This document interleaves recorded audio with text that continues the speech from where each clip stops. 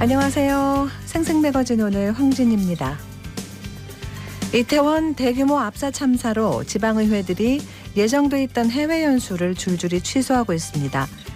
국민 애도 기간에 떠날 수 없다고 하면서도 또 일부 의회에서는 위약금이 너무 크다고 볼멘 소리가 나오기도 하는데요. 대구시의회는 지난 10월 21일 임시회가 끝나자마자 해외 연수를 다녀왔습니다.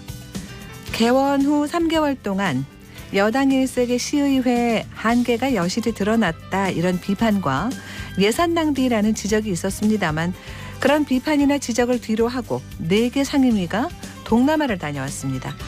지난 2010년부터 2022년까지 대구시의회 상임위들은 모두 91차례 91회 해외 연수를 다녀왔다고 합니다. 코로나19로 발이 묶인 8대 의회를 제외하면 1년에 최소 5번, 최대 14번씩 연수가 있었다는 건데요. 과정과 결과물이 뭔지 이제는 의회가 분명한 답을 내놔야겠죠? 오늘 시사초점에서는 이번 대구시의회 해외 연수가 어떻게 진행됐는지 알아보고요. 현장 리포트에서는 경북도청에 마련된 이태원 참사 합동 분향소를 찾아봅니다. KBS 대구 1라디오 생생매거진 오늘 10월 3일 목요일 순서 시작합니다.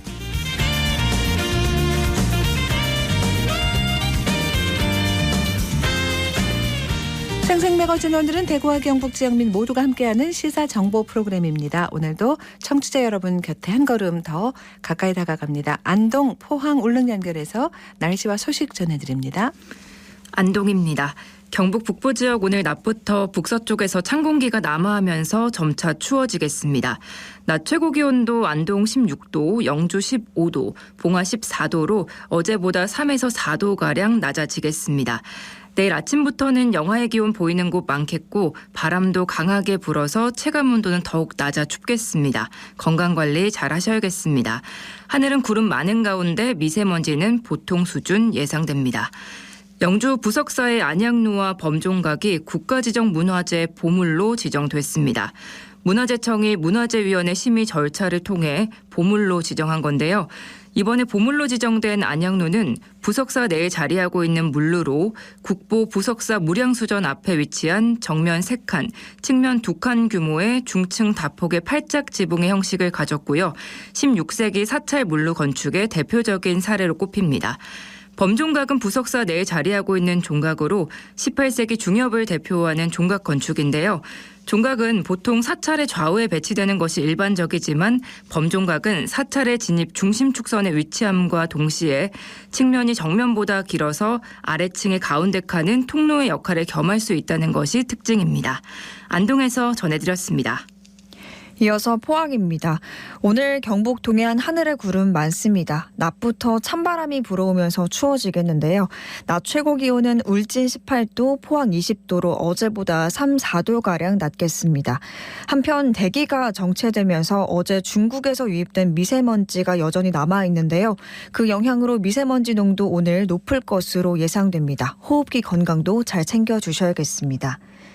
포항시가 오는 8일부터 포항사랑 상품권 500억 원을 10% 특별 할인 판매합니다. 이번 할인 판매는 코로나19와 고물가, 고금리, 태풍 피해 등으로 지역의 위축된 소비 심리를 회복하고 지역 경제에 활력을 불어넣기 위해 이루어지고요. 500억 원 규모로 예산 소진될 때까지 진행됩니다. 대구은행과 농협, 새마을금고와 신협 등 지역 166개 금융기관에서 구매할 수 있고요. 가맹점과 법인을 제외한 개인은 월 한도 50만 원까지 지류형 포항사랑 상품권 구입이 가능합니다. 지난 2017년 1월 처음 발행된 포항사랑 상품권은 올해까지 누적 1조 6,420억 원을 발행했는데요. 이번에 발행하는 500억 원이 올해 마지막으로 발행하는 지류형 포항사랑 상품권입니다. 이번 할인 판매가 태풍 피해 등으로 어려운 시기 우리 지역 소상공인의 매출 증대에 도움이 됐으면 좋겠습니다. 지금까지 포항이었습니다. 이어서 울릉입니다. 울릉도와 독도는 구름 많은 하늘 보이고 있습니다. 현재 기온은 어제보다 4도 낮은 16도, 습도는 60%입니다. 동해 중부 먼바다에는 서풍이 불면서 1에서 2.5m의 물결이 일고 있습니다. 오늘 여객선은 정상 운항합니다. 어제 울릉군에 공습경보가 발령돼 일부 주민들이 긴급 대피했습니다. 어제 오전 8시 55분쯤 울릉군에 사이렌 소리가 울려 퍼졌습니다. 북한이 쏜 미사일 한 발이 울릉도 방향을 향했기 때문에 민방위 관련 기관에서 자동으로 공습경보가 발령된 건데요. 이어 TV와 인터넷을 통해 공습경보 상황임을 알게 된 일부 주민들은 지하 공간으로 대피했습니다. 그러나 상당수의 주민은 어떤 상황인지 파악조차 쉽지 않았고 그저 민방위 훈련을 하는구나라고 생각한 주민분들도 계셨습니다. 공습경보는 어제 오후 2시경 경계경보로 하향됐고 경계경보 역시 어젯밤 10시에 해제되면서 울릉 주민들은 다시 일상으로 돌아갔지만 추후 동일 상황 발생 시 주민 혼란을 막기 위해 구체적인 대응 매뉴얼 확립이 필요해 보입니다. 지금까지 울릉이었습니다.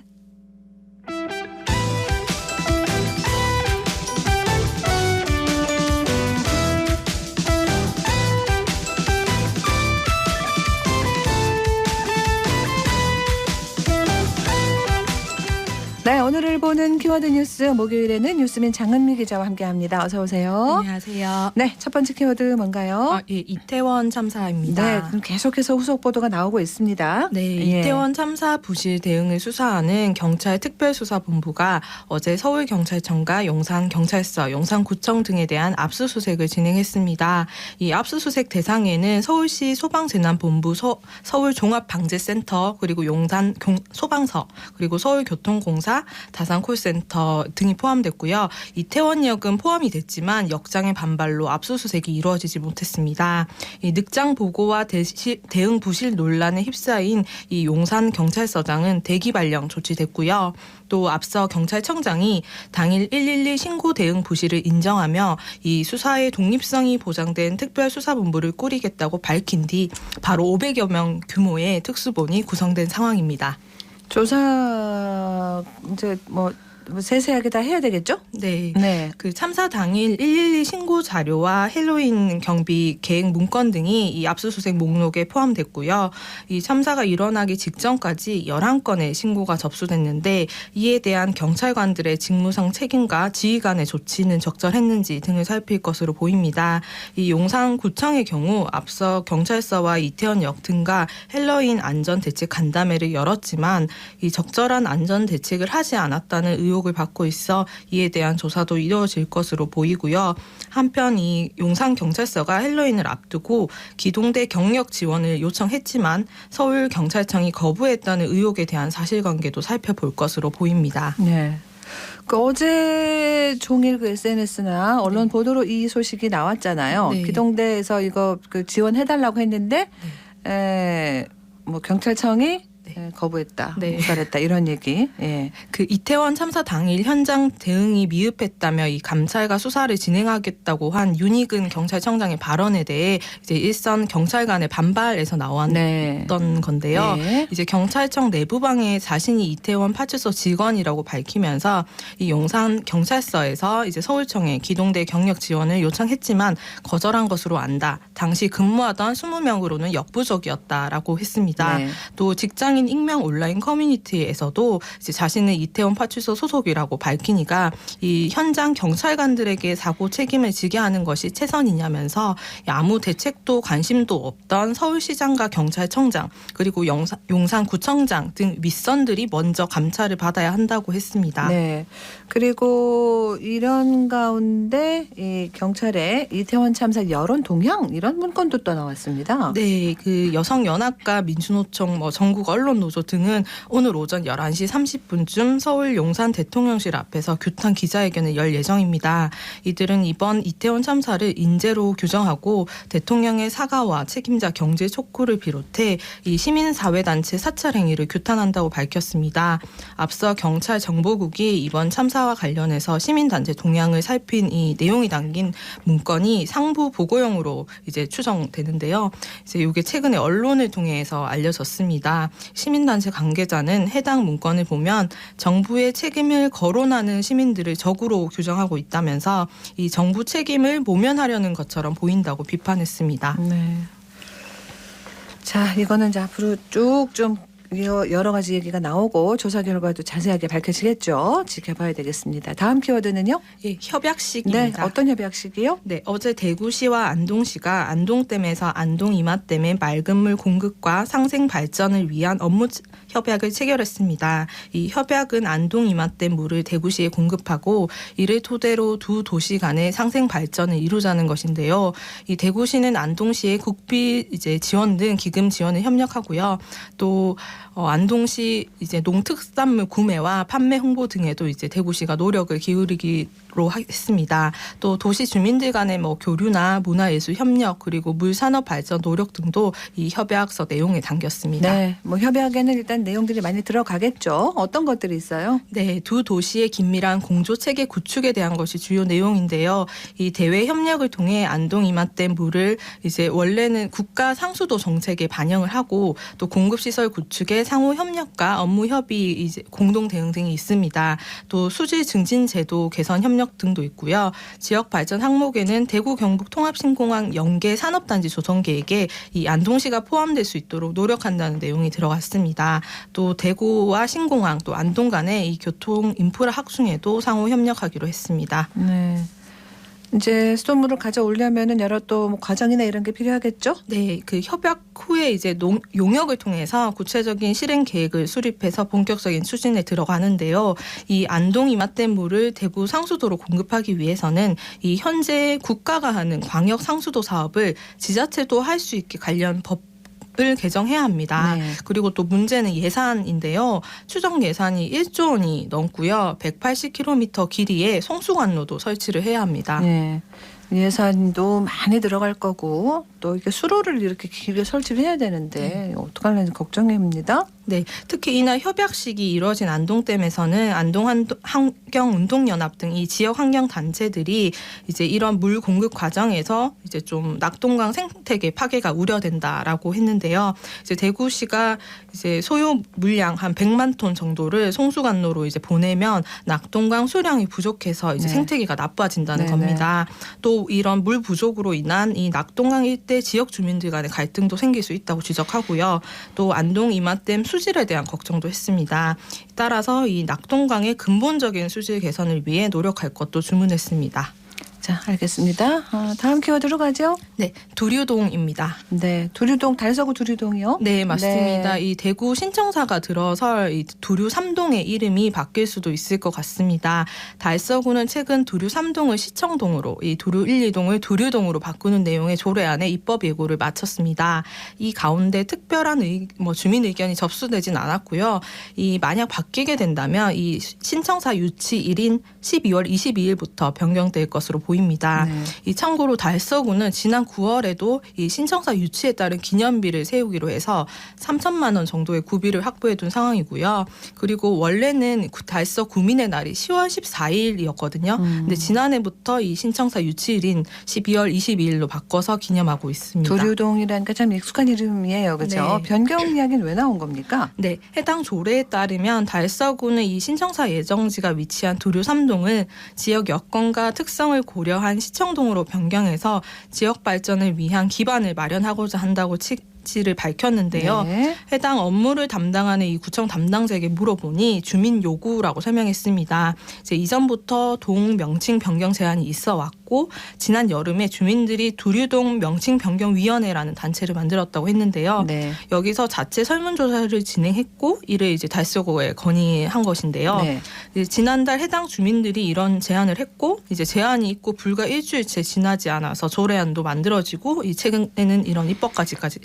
예고까지 완료된 겁니다. 입법 예고 이대로 확정입니까? 아니죠? 네, 그 조례안 심의 과정이 필요합니다. 네네. 이 달서구 의회 정례가 이달 중순부터 한 달간 예정돼 있거든요. 그래서 이 가운데 상임위원회와 본회의 심의를 거쳐야 이제 조례안이 최종 통과되는 거여서 이제 그래야지 이제 이런 내용이 실제 적용될 수 있습니다. 달서구 관계자는 이러한 이 동 명칭 변경 과정이 무난하게 이루어질 것으로 보고 있는데요. 변경에 따른 비용에 관해서는 이 각동 현판과 보조 안내판 정도만 교체하면 된다면서 비용이 많이 들지 않는다고 답했습니다. 그래요? 이 신청사 계획이 사실 원래대로 좀 잘 진행이 안 되고 있고 네. 있어서 그렇잖아요. 달서구 네. 쪽에서 걱정이 많은 듯합니다. 네, 다음 키워드는요. 예, 푸르밀입니다. 예, 여기 저 폐업하고 저기 일자리 잃는다고 소식 네. 들었습니다. 네, 그 지난달 푸르밀이 이달 사업을 종료한다고 알렸는데요. 푸르밀은 서울 본사를 비롯해 전주와 대구에 공장을 두고 있습니다. 전체 직원은 이제 370명 정도인데 이 대구 달성군 농공읍 소재의 푸르밀 대구 공장은 한 90여 명 정도 직원이 근무하고 있고요. 네. 이 사업 종료 발표 이후 이제 전 직원이 해고 대상이어서 이제 노동조합은 이런 이제 해고가 일방적이고 갑작스럽다고 이제 좀 반발하고 있습니다. 네. 그래서 이번 주 초에 노조와 2차 교섭을 통해서 일단은 경영권 매각을 좀 다시 추진하기로 했고요. 이 매각 조건으로는 구조조정 등이 이제 선행되어야 한다는 이야기가 있어서 이 상황 자체는 여전히 좋지 않습니다. 네. 이 구체적인 구조조정 방식은 내일 예정된 3차 교섭에서 논의가 이루어질 것으로 보이고요. 이 당초 이제 다음 주에 예정돼 있던 이 희망퇴직 접수 일정은 매각 협상을 우선하기 위해서 일단 이달 말까지 연기됐습니다. 이게 유제품 회사잖아요. 네. 푸르밀이. 네. 예, 갑자기 문을 닫는다 그래서 그 설립한 지 오래된 회사입니까? 2007년에 롯데그룹에서 분사한 이제 유제품 전문 기업이고요. 지난달 중순에 이제 이런 사업 종료와 해고 통지 메일을 발송했는데요. 업계에서는 이 전문 경영인 체제에서 영업이익을 냈던 회사가 2018년 심준호 푸르밀 회장의 차남인 이 신동환 대표가 취임한 이후에 지속된 적자를 좀 이런 원인이라고 보고 있습니다. 이런 상황에서 회사가 매각을 진행하려다가 합의가 잘 이루어지지 않으면서 결국 사업 종료를 택한 것으로 보이고요. 특히 노조는 이 회사가 어려워지자 직원들은 임금을 줄이고 인원 축소를 감내했는데 그러니까요. 올해 초 신준호 전 회장은 퇴직금으로 30억 원을 가져갔다고 했습니다. 그러니까요. 30 직원들은 지금 회사에 일을 할 수가 없는 상황에 놓여 있는데 네. 퇴직금 30억 원을 가져갔다는 걸 알면 이 참 경영진의 이래도 되는 모습은 아니지 않습니까? 네. 씁쓸합니다. 뭐라 할 수는 없고 그죠? 네, 이대로 이 푸르밀이 사업 종료가 되면 이 앞서 언급한 푸르밀 소속 직원들 외에도 협력업체, 직송 낙농가 그리고 화물차 기사 등까지 포함하면 2,000명 정도가 타격을 입게 다 되는데요. 연결이 돼 있잖아요. 네, 그렇습니다. 네. 그래서 대구 공장의 화물차 기사 같은 경우는 이제 40명 정도 되거든요. 그래서 이제 이달 초 회사 측과 기사들과도 면담을 진행했는데요. 이제 이 기사분들의 입장에서는 푸르밀의 인수 대상자가 있더라도 이 구조조정이 이루어지면 아무래도 공급량이 줄어들기 때문에 수입도 마찬가지로 그렇겠죠. 줄게 되고요. 예. 또 만약에 매각이 이루어지지 않거나 매각이 늦어져서 공장 폐업 이후에 매각이 된다면 이에 대해서는 또 회사가 해줄 수 있는 게 없다는 입장이어서 또 좀 회사와 화물차 기사들의 이 다음 면담이 다음 주에 있는데 그걸 계속 지켜봐야 할 것 같습니다. 그러면 지금 새로운 매수자가 아직은 없다는 거죠. 논의 중인 회사가 있긴 한 것으로. 근데 아직 불확실하다. 그렇습니다. 네. 그리고 이제 매각이 되더라도 네. 구조조정 불안은 네. 있을 것이고요. 그렇죠. 네. 대구 지방. 네. 이제 시간이 벌써 이만큼 됐네요. 네. 오늘 앞에 얘기가 길어가지고 네. 오늘 그럼 여기서 마무리를 해야 되겠습니다. 고맙습니다. 네, 감사합니다. 네, 목요일 키워드 뉴스민 장은미 기자와 함께했습니다.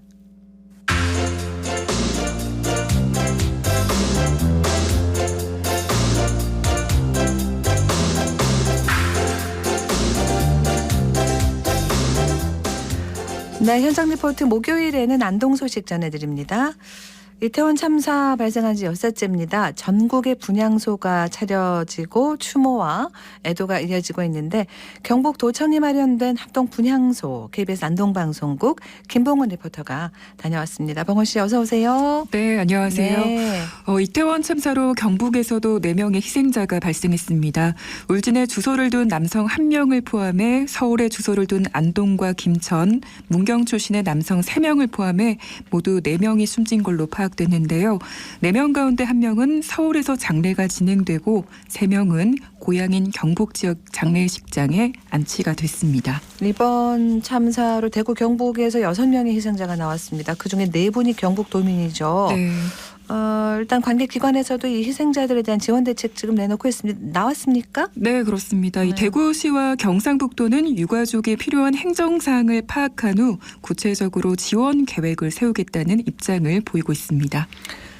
경북에서도 꽤 많은 희생자가 나왔잖아요. 네. 너무 안타까운데 지역의 분위기도 숙연했겠습니다. 네, 그렇습니다. 처음에는 사망자들의 신원 파악이 다 완료되지 않은 상태라 지역 확인이 좀 어려웠는데요. 최근 지역별 희생자 명단이 발표되면서 많은 희생자가 나왔다는 소식에 큰 충격과 비통함이 감돌고 있습니다. 네. 지역의 분위기, 지역민의 목소리로 살펴보시죠. 근데 저는 딸이 둘인데 서울에 이제 둘 있어서 진짜 걱정을 많이 했고 그 엄마 입장에서 그 요즘 다 하나 둘이잖아요, 애들이. 근데 그 얼마나 지금 너무 눈물 나. 그 막 이제 가슴이 무너졌을 것 같고 마음이 아직도 가슴이 먹먹해요, 진짜. 그 엄마 입장 생각하면 없었으면 하는 마음 뭐 그런데 그 경북에서 그렇게 숫자가 나왔다는 걸 저 정확히 몰랐는데 마음이 많이 더 무거워지네요. 좀 아깝죠. 젊은 사람들이 그랬으니까요. 그냥 좀 안타까운 사고인 것 같아요. 뭐 한두 명도 아니고 너무 많은 젊은 사람들이 그런 사고 때문에 죽어서 좀 아직 한참 놀 나이들이고 젊은 나이인데 마음이 아프죠. 꽃단 나이인데 안타깝고 담담하고 내 자식 갖고 뭐 저거 하고 이렇지 뭐. 네. 분향소 가시는 분들이 많으시죠? 네, 그렇습니다. 네. 지난달 31일 분향소가 경북도청 1층 동락관에 마련됐는데요. 하루에 200~300여 명씩 계속해서 조문객의 발길이 꾸준히 이어지고 있고 제가 찾아간 어제는 경북시장군수협의회의 일부 단체장들이 찾아와 합동 분향을 했습니다. 이 밖에도 유관기관과 경찰서, 여성단체 회원들의 조문 행렬이 이었는데요. 현장 소리로 담아봤고요. 조문객들까지 만나봤습니다. 이런 교수님들이 헌화를 하시고 헌화를 모두 마치신 다음에 다 같이 묵념을 하도록 하겠습니다. 그러면 지금부터 이태원 사고 사망자를 애도하는 헌화 분향을 시작하겠습니다.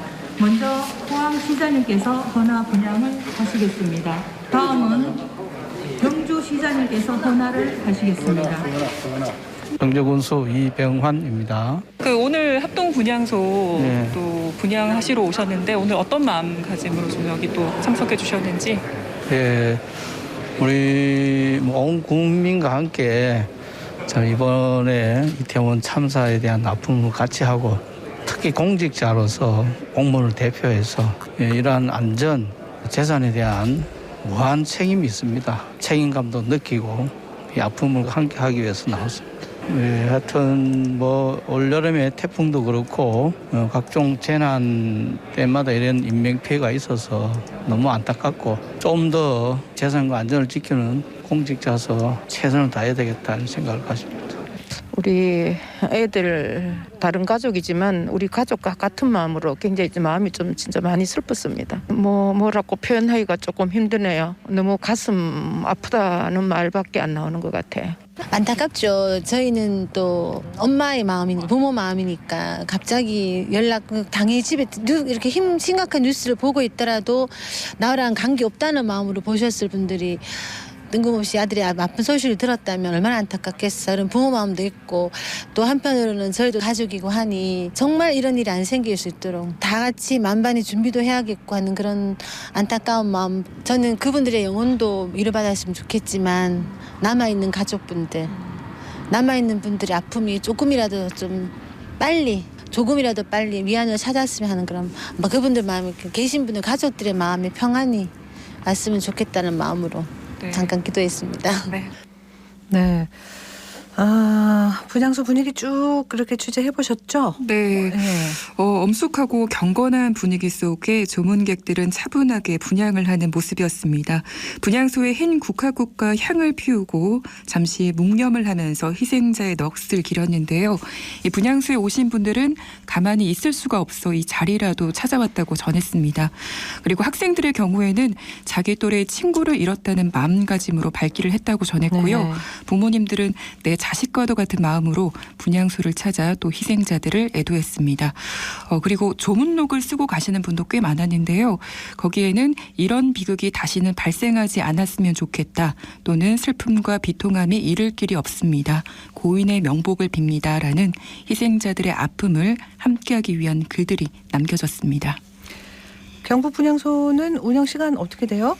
네, 국가 애도 기간인 5일까지 아침 8시부터 저녁 9시까지 운영되는데요. 도민 누구나 도청 1층 동락관에 마련된 분향소에서 헌화와 분향이 가능합니다. 이곳에서 희생자들의 넋을 기리면서 추모의 시간 함께 가져주시고요. 다시는 이런 사고가 발생되지 않도록 대책 마련에도 관심을 가져야겠습니다. 이태원 참사 희생자들의 명복을 빌면서 유가족들의 슬픔에 진심 어린 위로를 전합니다. 지금까지 안동에서 전해드렸습니다. 네, 잘 들었습니다. 안동의 김봉훈 리포터였습니다.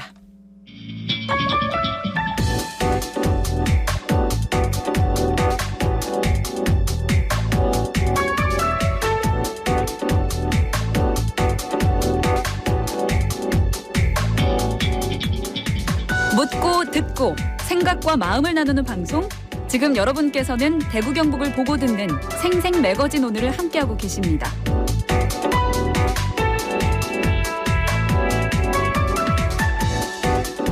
코로나 방역 빗장이 풀리기 시작하면서 전국적으로 다시 지방의회 해외 연수 행렬이 줄을 잇고 있습니다.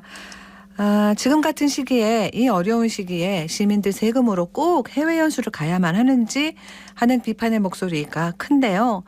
대구시의회의 해외 공무연수 지난 10월 21일부터 진행했었습니다. 갔다 왔습니다.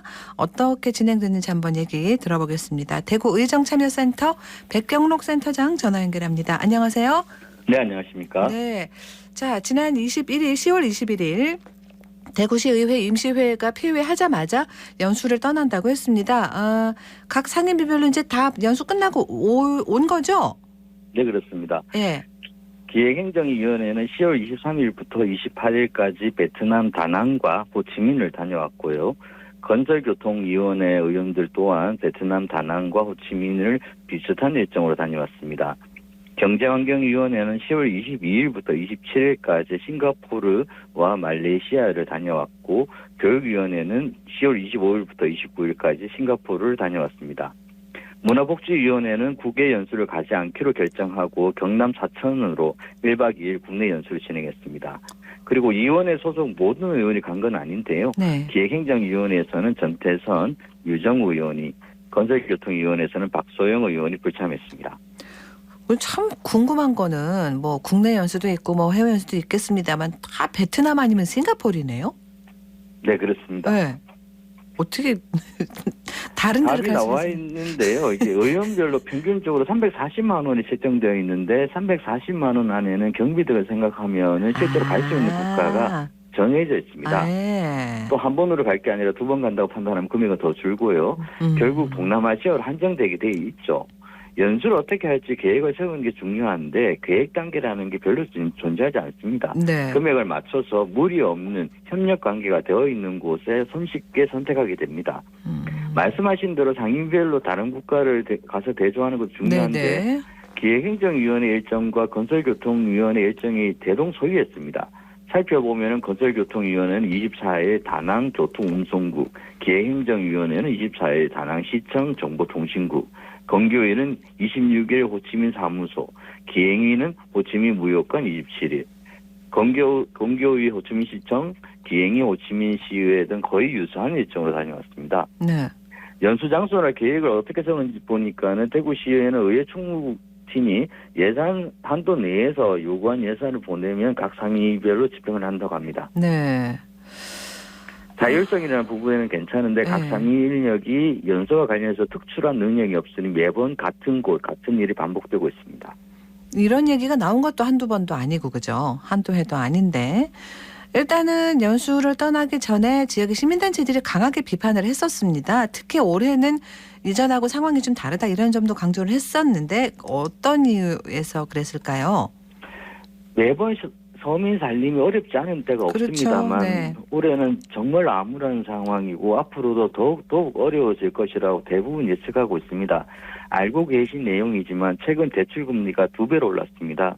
올해 말에도 2배로 올라갈 것이라고 예측하는 분들이 많습니다. 네. 금리가 4배 오르면 주택시장부터 시작해서 서민 경제가 나락으로 떨어질 가능성이 높습니다. 금리도 그렇지만 지금 러시아와 우크라이나가 전쟁 중이고 특히 에너지 식량 문제가 심각해질 것으로 보고 있습니다. 코로나로 직격탄을 맞은 서민 경제가 이 위기 동안 얼마나 버틸지 걱정이 많습니다. 이런 상황에서 굳이 해외 연수를 감행해서 4개 위원회가 8천만 원을 사용해야 하냐는 비판이 있습니다. 네. 사실 큰 예산이 아닐지도 모릅니다. 최소 사용 예산이 1인당 188만 원인데요.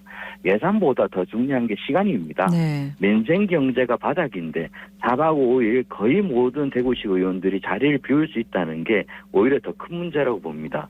거기에다가 오히려 살만한 게 유관기관은 왜 동행했는지 의문인데요. 네. 계획은 5곳이었는데 2개 출자 출연기관 직원들이 동행했습니다. 그랬군요. 자, 뭐 줄긴 했습니다만 이번에도 같이 간 기관들이 있네요. 그죠? 당초 계획에는 대구 디지털혁신진흥원과 엑스코 등 피감기관 5곳의 기관장과 간부 등 7명이 행정사무감사를 앞두고 시의회 회의 연수에 동행하기로 했었는데 네. 언론에 나고 2개 기관 실무자만 참여한 것으로 파악되었습니다.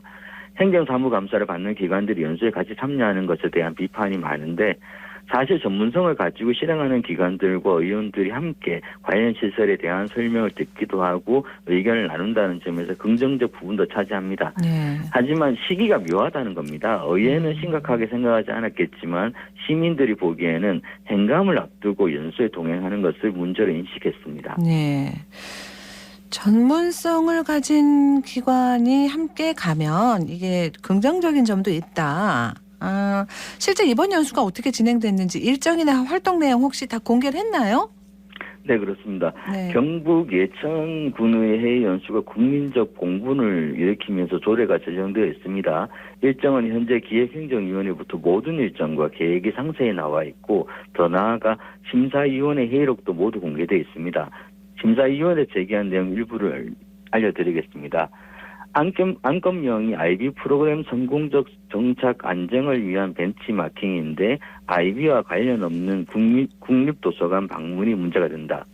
교통 및 도시개발 분야 정책 사례 수집 및 비교 연수를 통한 의정 역량 강화인데 보면 고향 구시가지, 다낭시가지 등 놀러 간다는 느낌밖에 들지 않는다.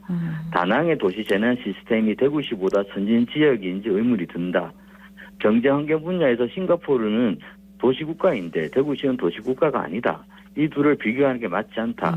싱가포르의 세계적 수장 관리 체계를 살펴본다는데 싱가포르는 연 강수량이 2,300이 넘지만 우리나라는 1,500 정도이다. 싱가포르 국회의사당의 의원 내각제 의정 분야 협력 과제 발굴을 하자는데 싱가포르는 도시국가이고 베트남은 사회주의 국가다. 신용보증기관도 그렇고 유관기관들이 들어있는데 어떤 관련성이 있는지 생각을 해야 한다. 네. 언론에서 안다면 관련 이야기를 할 것 같다. 이런 논의가 있었습니다. 지금 말씀해 주신 그 답변 안에 이 지방의회 연수가 어떠해야 하는지가 지금 들어있는데 말이죠. 사실은 긍정적인 기능도 있으니까 이걸 시작하지 않았을까요? 심사위원회도 말씀하신 내용이 나와 있습니다. 네. 현재 대구시 공무원들 교육과정을 보면 여러 기관과 해외에 많이 나가게 되는데 일단 해외는 원론적으로 필요하다고 본다. 잠깐이라도 우리가 하지 않았던 부분들에 대해 한 번이라도 보고 와서 우리 대구시 책에 반영되는 중요한 기회라고 본다. 하지만 대구시의회는 대구 시민들의 대의기관이기 때문에 시민들의 눈높이에서 과연 이게 출장 목적이 타당성이 있구나. 이 정도면 누가 보더라도 방문할 가치가 있다라고 보여질 만큼 목적이나 방문 내용이 조정되는 게 필요하다라고 기록되어 있습니다. 예. 저도 그렇게 판단합니다. 네. 그러니까 이제 이게 시민의 세금 우리 돈으로 우리 그 관할 지역에 의회 의원들이 해외에 공무로 연수를 가는 겁니다. 그죠? 그럼 이제 공무로 해외로 간다 하니까 그 결과를 예를 들면 그 시민들한테 지역의 그 주민들한테 보고를 이렇게 해왔습니까? 지금까지? 이게 조례가 제정되고 나서 이제 보고를 하는데요. 예. 아까 말씀드린 2019년부터요. 2019년부터요? 네. 그 조례에 의하면 출장을 마치고 귀국한 의원은 20일 이내에 별지 2호 서식에 의해 공무국의 출장 보고서를 작성하여 의장에게 제출하여야 하고 60일 이내에 상임위원회 또는 본회의에 공무국의 출장 결과를 보고하여야 합니다. 다만 60일 이내에 해결이 이르지 않는 경우 처음 개회되는 회의에 보고해야 된다고 명시되어 있습니다. 예. 코로나 때문에 그간 해외 연수가 없었기 때문에 지금 2020년 보고서를 확인할 수 있는데요. 보고자는 위원장으로 되어 있고 의원들이 뭔가 기록한 내용은 전혀 없습니다. 저는 99.9% 담당 직원이 기록했다고 생각합니다. 보고서를 의원이 아닌 의회 담당 직원이 기록했을 것이라고 본다라고 말씀하셨습니다. 그동안 연수 보고서가 쭉 2019년부터 있었을 텐데 그건 쭉 보셨어요? 어떻다고 평가하시는지도 궁금하고요. 연수 보고서 보면 누가 봐도 부실합니다. 기초의회도 마찬가지고 광역의회도 마찬가지고요. 사실 의회 직원이 연구자는 아닌 거거든요. 예, 상임위원회에 가기 전에 계획서를 제출한 직원이 갔다 와서 보고서로 만들 거라고 예측하고 있습니다. 그러면은 이제 우리가 의원들이 직접 연수 보고서를 만들면 잘 만들까 이런 생각이 들지 않습니까? 예. 근데 오히려 더 허술하게 나올 가능성이 많습니다. 저는 연수 보고서보다 고민한 느낌, 대안을 찾고자 하는 노력 이런 게 필요하다고 봅니다. 그렇게 하려면 계획이 충실해야 되는데 의원들과 전문가들이 모여서 이 예산으로 어디를 가면 우리가 뭘 배울 수 있냐 물어보고 소개도 받고 가기 전에 세미나도 열고 이렇게 하면 틀에 박힌 연수 보고서보다 실용성 있는 내용이 나오지 않을까 합니다. 대구시의회 그리고 8개 구군의 공무국외 연수 조례가 잘 돼 있으면 이제 시행만 잘하면 되는 거예요. 그죠? 네, 맞습니다. 네. 조례에 있으니 형식적으로 연수 보고서를 만드는 것보다 시간을 많이 투자하는 방식이 필요한데 의원들을 사무처 직원들이 모시는 사람으로 만들지 말고 좀 더 예산을 투입해서 의원들과 함께 전문가들에게 의견을 구하고 이런 부분들이 시책에 들어가 있도록 하는 노력이 필요합니다. 네. 단적으로 연수심사위원회를 열어야 되기 때문에 조례에 열어라 하니까 열었습니다. 한 달 전에 열기로 되어 있거든요. 날짜를 확인하니 9월 28일입니다. 예. 조례에 한 달 전에 개최하라는 게 억지로 맞춘 거예요. 심사 보고서를 보니 이렇게 되어 있습니다. 10월 23일부터 이렇게 쭉 출발을 하시는데 지금 현재 뭐 항공권이라든지 여러 가지 관계기관과 면담이라든지 방문 이런 것들 바꾸기는 현실적으로 불가능하기 때문이라고 기록되어 있어요. 이 내용이 사실 가장 중요한 겁니다. 이게 만약에 그 항공권을 예약하기 전에 심사위원회를 개최했다면 좀 더 많은 것들을 바꿀 수 있었을 거라고 생각합니다. 근데 지방의회 해외 연수가 이렇게 매번 비판받고 있다는 걸 의회도 의원들도 알고 있을 거 아니에요. 그죠? 네, 그렇죠. 네, 그러면 이번 연수 후에 또 좀 달라지는 걸 기대하면 될까요? 네, 뭐 저는 그 판단컨대 연수 보고서는 그 전보다 훌륭하게 나올 거라고 예측하고 있습니다. 그래요. 의회 직원들이 많이 늘어났거든요. 그리고 그런 쪽으로 자질이 있는 직원들도 많이 들어왔다고 판단하면 연수 보고서를 가지고 우리가 평가하는 건 의미가 없습니다. 연수 보고서를 가지고 이제 결과 보고서를 가지고 분석하고 어떤 보고서가 더 잘 만들어는지 하다 보면 의회 사무처 직원들만 더 고생하는 거거든요. 심사위원회를 적어도 항공 예약 관계자 협력 전에 만들게 하는 것. 연수 보고서보다는 시민들을 대상으로 보고회가 만들어지도록 노력하는 게 저희의 역할이라고 판단합니다. 네. 근데 이제 지방의회 이 연수를 계속해야 하는 거라면 어떻게 하면 좋을까요? 마무리 말씀으로 좀 해주시죠. 이번에 유일하게 해외 연수를 가지 않은 문화복지위원회 의원들 성함 하나하나 말씀드리겠습니다. 김재우, 김태우, 김태용, 이재숙, 정일균, 하중환, 항순자 의원인데요. 네. 예, 이 의원들한테 질의했습니다. 왜 연수를 안 갔습니까? 그러니까는 본인은 해외 연수를 가지 않겠다고 발표한 적이 있다고 하더라고요. 문복위는 서로 의논해가지고 해외 연수 가지 않겠다고 결정한 겁니다. 지금 분위기에서 가장 좋은 해외 연수는 안 가는 겁니다. 그럼에도 불구하고 해외 연수를 가려면 앞서서 말씀드렸지만 시간을 많이 투자하는 게 필요하고요. 또 그렇게 기초의회에서는 그런 연수를 진행한 사례도 있습니다.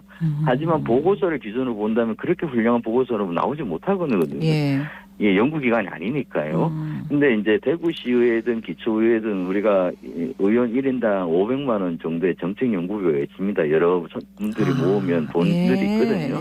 네. 이런 것들을 허투루 쓰지 말고 대구시의회에서 연수 방식 개선 방안을 만들어내야 된다고 생각합니다. 네. 좀 더 투자해서 대구시의회 해외 연수 모델을 만들 수도 있고요. 결국 의지의 문제인데요. 네. 그렇게 안 할 거면 각 국가에서 다양한 연구를 진행했던 연구자들이 많습니다. 모셔가지고. 예, 그분들을 모셔서 강의를 듣는 게 가장 좋을 거라고 판단합니다. 알겠습니다. 말씀 고맙습니다. 마무리할게요. 네, 감사합니다. 네, 대구 의정참여센터 백경록 센터장과 얘기 나눴습니다.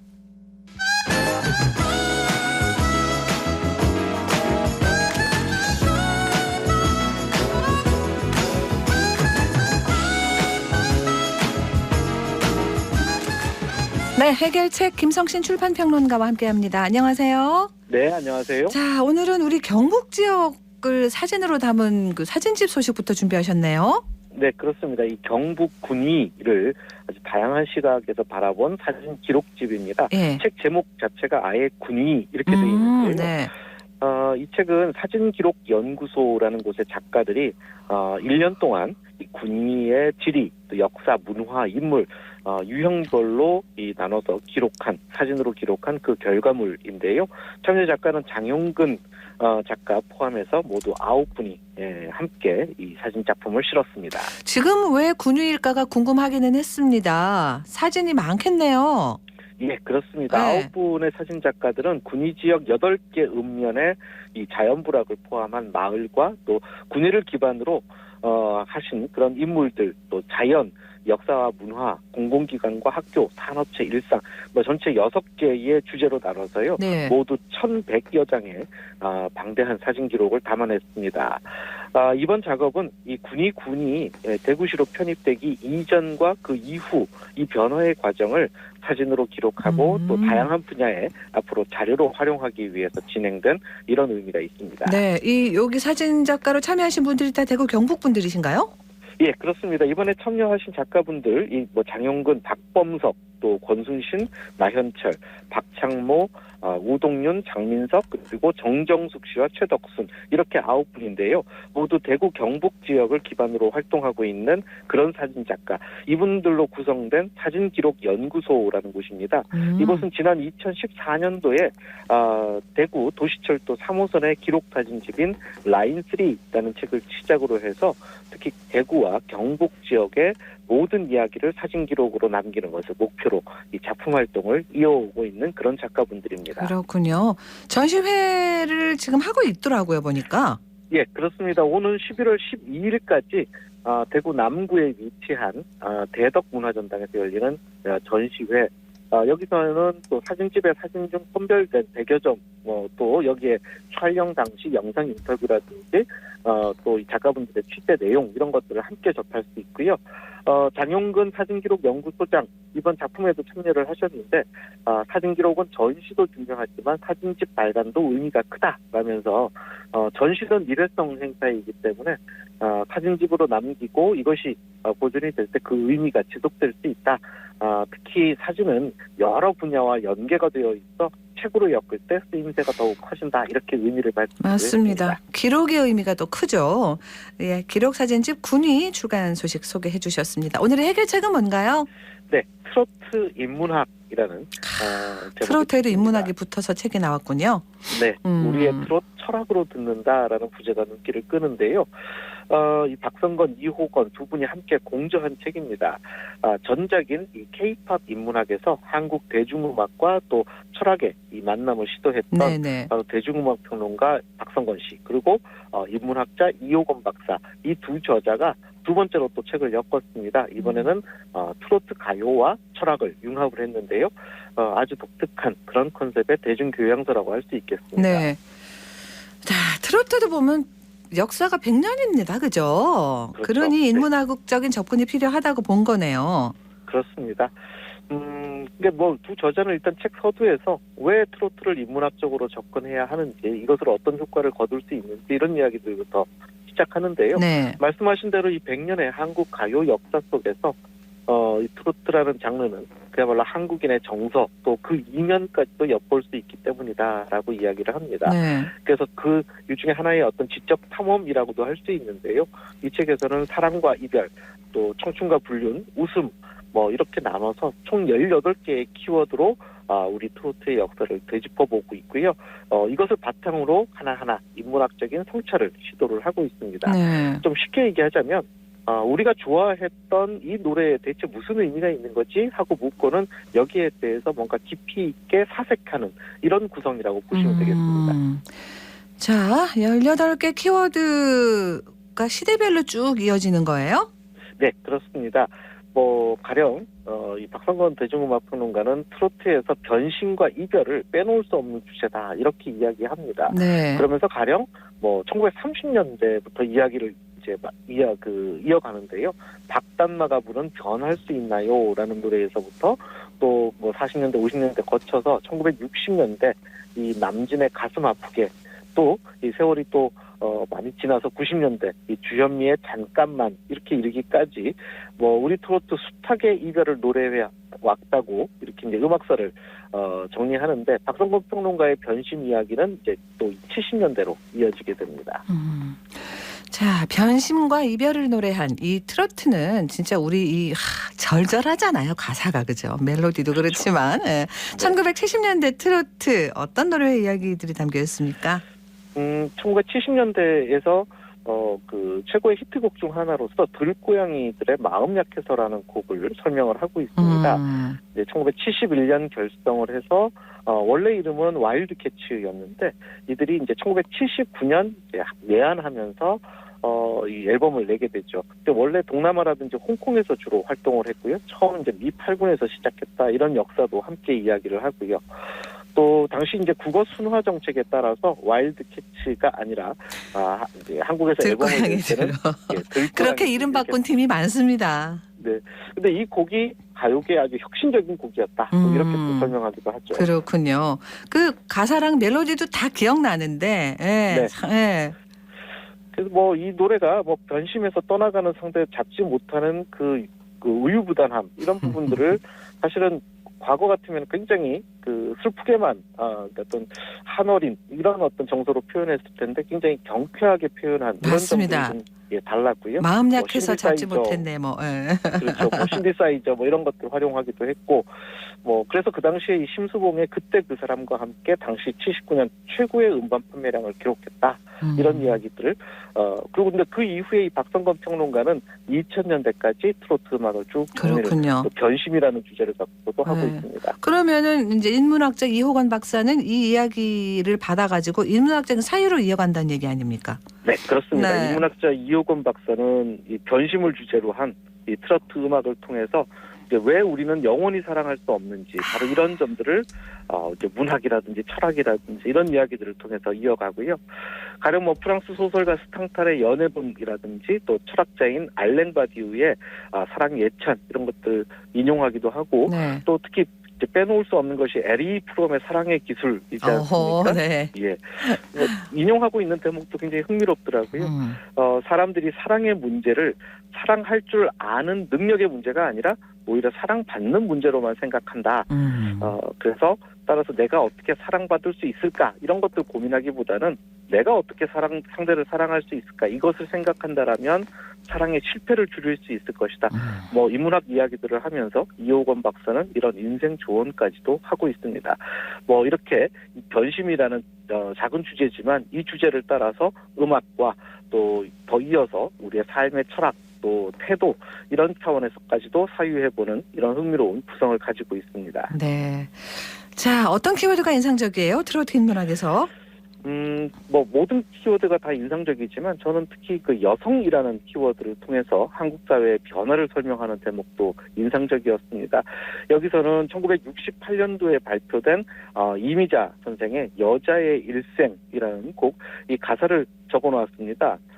참을 수가 없도록 이 가슴이 아파도 여자이기 때문에 말 한마디 못하고 헤아릴 수 없는 서름 혼자 지닌 채 고달픈 인생길을 허덕이며 참아야 한다기에 눈물로 보냅니다. 여자의 일생. 이게 정말 60년대, 70년대의 한국 여성들의 어떤 정서를 대변하고 말 그대로 여자의 일생이죠. 네. 그래서 그 당시에 어떤 사회상과 의미를 소개하는데 맞습니다. 이에 맞춰서 이호건 박사는 이어받아서 실존주의 소설가인 이 시모누 보바르의 제2의 성 이런 것들을 인용해서 여성의 인권에 대한 그런 철학적 자유 이런 것들 소개하고 또 그러면서 어떤 여성의 정체성 이러한 부분들, 주체성이나 자유는 타인에 의해서 주어지는 것이 아니라 스스로 쟁취하는 것이다. 여성에 대한 권리 앞으로도 계속 싸워서 쟁취해 나가야 한다라는 또 그런 또 이 철학적인 사유, 또 철학적인 주제 이런 이야기들로 글을 마무리 냈습니다. 그 아주 구성이 독특하네요. 네, 그렇습니다. 그 트로트에 사실 숨어 있는 그런 아까 말씀하신 가사나 이런 게 그냥 우리 삶이거든요, 그죠? 그렇죠. 네. 네. 그야말로 한국의 현대사 속에서 우리 한국인들이 어떤 문화와 생각들을 가지고 살아왔는지 그냥 고스란히 드러나서 아주 흥미로운데요. 한국에서 이 100년의 한국 그 트로트 역사 속에서 우리 한국인들의 내면을 살펴보기도 하고요. 또 그러면서 또 진정으로 인간답게 살아가는 것이 무엇인지 그것을 바로 우리가 가장 친근하게 생각하는 이 트로트 음악을 통해서 모색해보는 그런 흥미로운 구성의 책이었습니다. 알겠습니다. 오늘 여기서 마무리할게요. 잘 들었습니다. 네, 고맙습니다. 김성신의 해결책이었습니다. 교통정보입니다. 김현지 리포터. 네, 먼저 시내도로 정보입니다. 신천대로 서대구 나들목 방향 상동교에서 침산교까지 지체 불편 없이 지나고 있습니다. 반대 상동교 방향도 침산교를 지나 상동교 끝지점까지 전반적으로 무난하게 지납니다. 달구벌대로 만촌내거리에서 범어내거리 신호 한 번이면 지나실 수 있겠고 이후 반월당 내거리까지도 무리 없이 지납니다. 도시고속도로 남대구 나들목 방향 서대구 합류 지점에서 남대구 진출로 따라 막힘없이 이동 중이고요. 구마로 동볼리 내거리에서 볼리 내거리까지도 흐름 좋습니다. 이어서 고속도로 정보입니다. 이 시각 중부내륙지선 대구 방향 주목하셔야겠습니다. 달성 2터널 부근에서 달성 13km 지점 1차로에서 터널 비상등 보수 작업 중인데요. 때문에 논공단지에서 달성 2터널 지나는 구간 정체골이 깁니다. 경부고속도로 부산 방면은 칠곡물류 부근에서 칠곡분기점 부근 가는 4차로에서 졸음쉼터 보수 작업 중입니다. 지금까지 이 시각 교통정보였습니다. 11월 시작하면서 연말연시 음주운전 집중 단속 시작했습니다. 올해 1월부터 10월까지 보면 대구의 음주교통사고가 모두 460여 건, 9명이 사망했어요. 60여 건이 줄긴 했지만 사망자가 2배 이상 늘었는데 대형 사고가 많았다는 겁니다. 2022년 12월 마지막 날쯤 가서 음주운전 없는 연말이었다 이런 얘기하면 좋겠습니다. 11월 3일 목요일 생생매거진 오늘 여기까지입니다. 함께해 주신 여러분 고맙습니다.